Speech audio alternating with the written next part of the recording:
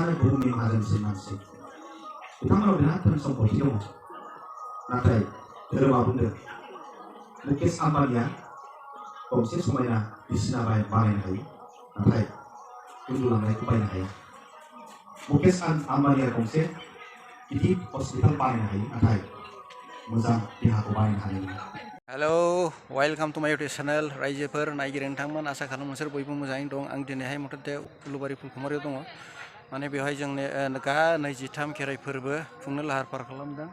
नायदो बे बाथौ लारि लारि खेराइ उननि हालि साथि थारमाने बेवहाय मानगोनां जोंनि UPPL दानि खुंथाय सरकारनि डिस्ट्रिक्ट कमिटिनि प्रेसिडेन्ट कनिन बर' बिथाङा फैगोन आरो बेवहाय माने जोंनि खेराइसालिखौ माने दिनैनि जे मेहेरगोनां जेनाखि जोंनि फोरबो बेखौ माने बियो बेखेवफैगोन फिथा हास'गोन दा बे खामानिखौ माने बावैसोनि उनाव खालामगोन नोंथांमोना नायलांदोल'। गाहायालासि लेंहरखादोंनो दा नोंथाङा जोंनि खाथियाव सेरावनो दङ दा जोंनि बे 23 खुंगाति खेराइ फोरबोखौ बेखेवनो थाखाय आं गाहाय आलासि मानगोनां कनिन बर' जिल्ला आफादगिरि UPPLनि बिथांखौ गावनि आखाइजों जोंनि बे 23 खुंगाति खेराइ फोरबोखौ बेखेवना होनो थाखाय आङो आफादनि जानानै खावलायनाय थाबाय। बे खेराइ फोरबोखौ बेखेवनो थाखाय गावनि गोनां समखौ होनानै फैसाखौ आङो हांख्रायबाय।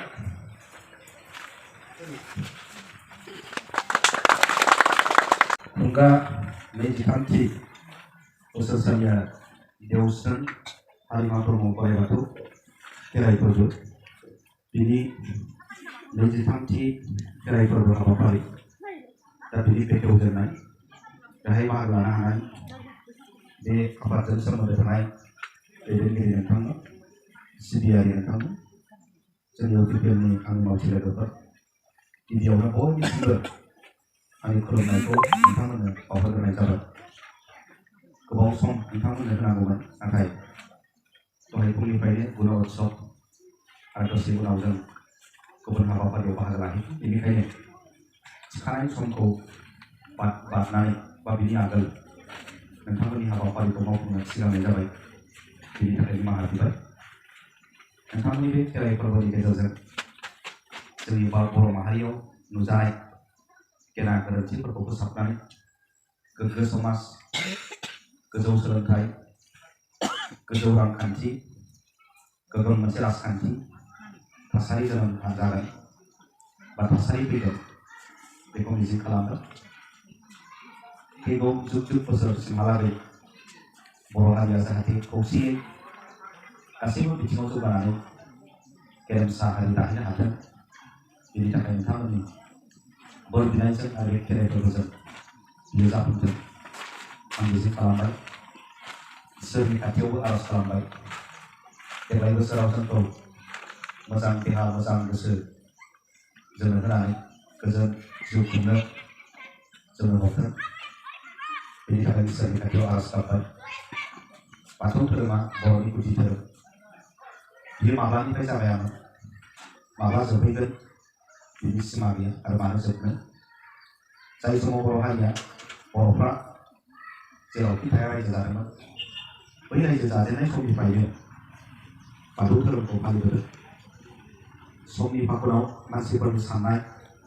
हनाया थासारि ओनसोलफोरखौ लानानै सोलाय सोल' जायो आरो बै सोलाय सोल'जों मानसिनि साननाया सानफा एफा सोलायबोनायजों धोरोम फालिनायनि नेमखान्थिफ्राबो एफा एनै सोलायबोयो। जिखि थासारियाव सोलाया मानो गुदिया बाथौ। दिनै सोरबा हारसा जालांदों सोरबा मेख्ला गानदों सोरबा हारसा राव रायलायदों नाथाय धोरोमखौ नागारनो हायाखै बे बाथौ धोरोम। नलबारियाव थां बरपेटायाव थां बङाइगाव कंकलफोराव थां बहाबा गुवाहाटिनि खनायाव थां रावा हारसा जाबाय गाननाया मेख्ला गानबाय हारसा जालांबाय नाथाय धोरोमा बाथौ। दा बेनिफ्रायनो जों बुजिनो हायो बर'फोरनि गुदि धोरोमा बाथौ। साइन्स एन्ड टेक्न'लजिया बिगियाना जोबोद जौगाबायब्लाबो बुंदों जे धोरोमखौ जों नांगौ समाजाव जायखौ हारसायाव बुंदों आइदामिक इंराजियाव बुंदों स्पिरिचुवेल बे धोरोमखौ जोंनो नांगौ धोरोमा जाबाय मोनसे ब्रेक हामा दाख्लाम दामाव बिदि जानो नाङा उन्दैखौ अन गिदिरखौ मान हो बिमा बिफाखौ सिबि दुस्थ' दाजा बेफोरबायदि बाथ्राफ्रा धोरोमाव दङ बुंदों दिनै मुकेश आम्बानियानो एसिया हादोरमानि माहाजोनसिन मानसि बिल गेट्सआनो बुहुमनि माहाजोनसिन मानसि बिथांमोनाव बिराद धोन सम्पति दङ नाथाय धोरोमा बुंदों मुकेश आम्बानिया गंसे समायना बिसिना बानायनो हायो नाथाय उन्दुलांनायखौ बायनो हाया मुकेश आम्बानिया गंसे गिदिर हस्पिटाल बानायनो हायो नाथाय मोजां देहाखौ बानायनो हानाय नङा दा बेनिखायनो मानसिनि नांगौआ थाखा फैसायानो जोबथा नङा धोन सम्पतियानो जोबथा नङा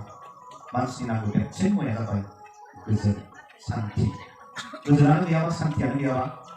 बेंकआव खौथि खौथि थाखा दोननानै मा मोनो हा हु सोरजिनानै मा मोनो गिदिर गिदिर बिल्डिं सोरजिनानै मा मोनो बिदिब्ला बानलु थाइसेजों संख्रि एसेजों सोमजानानै जानायावनो साबसिन गोजोननाय दं बेखायनो धोरोमसेबाव नोंथांमोना बे खाबुखौ आंनो होनायनि थाखाय नोंथांमोन बयनिसिम आंनि खुलुमनायखौ हरबावनानै बेखेवनानै होनो थाखाय आं आवगायनाय जाबाय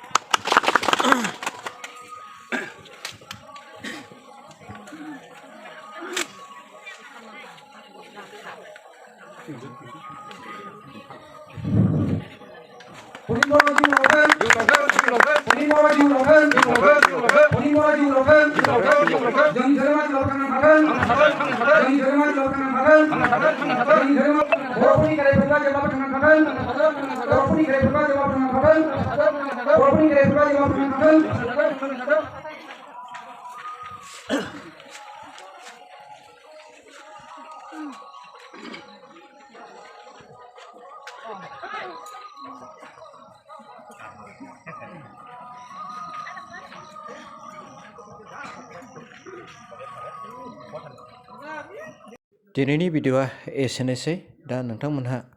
नायनानै जुदि मोजां मोनोब्ला नोंथांमोनहा लाइक कमेन्ट शेयार साबस्क्राइब खालामनो बावनो नाङा गोजोन्थों सि इउ नेक्स्ट भिडिअ